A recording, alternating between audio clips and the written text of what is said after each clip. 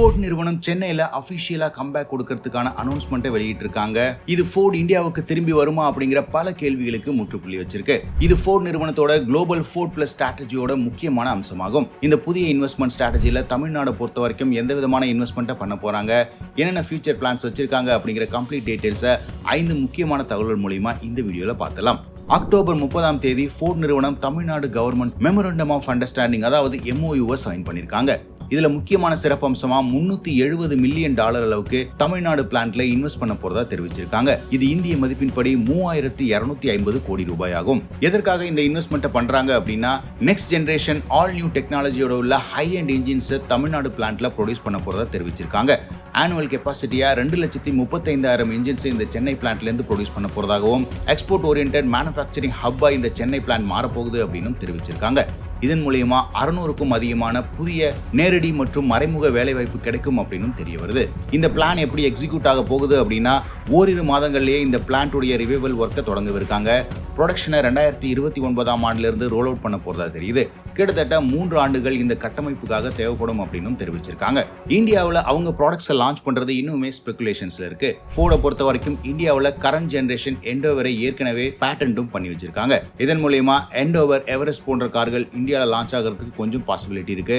அது மட்டும் இல்லாம இந்தியன் மார்க்கெட்ல எலக்ட்ரிக் கார்கள் வேகமா வளர்ந்துட்டு வர காரணத்தினால அவங்களுடைய குளோபல் எலக்ட்ரிக் ப்ராடக்ட்ஸை இந்தியாவில் கொண்டு வரதுக்கும் சான்சஸ் இருக்கு. ஏற்கனவே ஃபோர்ட் வெளியேறும் போதே இந்தியாவில் CBU இம்போர்ட் ரோட் அதாவது கம்ப்ளீட்டா வெளிநாடுகளில் மேனுஃபேக்சர் பண்ணப்பட்ட பிரீமியம் கார்ஸை இந்தியாவில் டைரக்டா கொண்டு வந்து விற்க போற பிளான் இருக்கிறதா தெரிவிச்சிருந்தாங்க. இதன் காரணமா மஸ்டாங், F-150, எவரெஸ்ட் போன்ற கார்களை டைரக்டா இம்போர்ட் பண்ணி CBU ரூட்ல விற்பனை செய்யறதுக்கான சான்சஸும் இருக்கு. இந்த என்ஜின் ஆபரேஷன் சக்சஸ்ஃபுல்லா இருந்தது அப்படின்னா எக்ஸ்போர்ட் மார்க்கெட்ஸ்க்கும் இந்தியாவில் பிரீமியம் கார்ஸை ப்ரொடியூஸ் பண்றதுக்கும் சென்னை பிளான்ட்டை யூஸ் பண்றதுக்கு நிறைய சான்சஸ் இருக்கு. ஃபோர்ட் EcoSport, Figo போன்ற மாஸ் மார்க்கெட் என்ட்ரி லெவல் கார்கள் இந்தியாவில் திரும்பி வருமா அப்படின்னு கேட்டா அது இன்னுமே ஃபோர்டுக்கு கடினமான விஷயம் அப்படின்னு சொல்லலாம். இந்தியன் பேசஞ்சர் வெஹிக்கிள் மார்க்கெட் இன்னுமே ஹைலி காம்படிட்டிவ் மற்றும் பிரைஸ் சென்சிட்டிவா இருக்கு. மாஸ் மார்க்கெட் கூட அவங்க கம்பீட் பண்றது எந்த அளவுக்கு டிஃபிகல்ட் அப்படிங்கிறது இன்னுமே அவங்களுக்கு தெரிஞ்சிருக்கும். இதன் மூலமா அவங்க பிரீமியம் செக்மெண்ட் மற்றும் இந்த MOUல சைன் பண்ணிருக்கிற மாதிரி பிரீமியம் என்ஜின்ஸை ப்ரொடியூஸ் பண்றதுக்கு இந்த பிளான்ட்டை யூஸ் பண்ணுவாங்க. ஃபியூச்சர்ல பிரீமியம் ப்ராடக்ட்ஸை மட்டுமே எதிர்பார்க்கலாம் ஃபோர்ட் நிறுவனத்திலிருந்து. ஃபோர்ட் நிறுவனத்துக்கு சென்னையை பொறுத்த வரைக்கும் எப்பவுமே அது ஒரு இன்ஜினியரிங் ஹப்பா இருந்திருக்கு. கிட்டத்தட்ட 12,000க்கும் அதிகமான இன்ஜினியரிங் ஒர்க் ஃபோர்ஸ் சென்னையிலிருந்து ஃபோர்ட் நிறுவனத்துக்கு குளோபலா பல மேனுஃபேக்சரிங் டெசிஷன் எடுக்கிறதுக்கு சப்போர்ட் பண்றாங்க. அது ஃபோர்ட் எக்ஸிட் ஆன பிறகும் இன்னுமே கண்டினியூ ஆயிட்டு இருக்கு. இந்த புதிய பிளான் காரணமா இன்னுமே அது ஸ்ட்ரென்தன் ஆகும் அப்படின்னு எதிர்பார்க்கப்படுது. ஸோ இன் ஷார்ட், ஃபோர்ட் நிறுவனம் மேனுஃபேக்சரிங் ஒன்லி ரிட்டர்னை கொடுத்திருக்காங்க. 3,250 கோடி ரூபாய் இன்வெஸ்ட் பண்றாங்க. ப்ரொடக்ஷனை 2029ஆம் ஆண்டு தொடங்குறாங்க. 600க்கும் அதிகமான புதிய வேலைவாய்ப்புகள் சென்னையில வர வாய்ப்பு இருக்கு. டொமஸ்டிக் சேல்ஸை பொறுத்த வரைக்கும் இமீடியட்டா தொடங்க வாய்ப்பில்லை.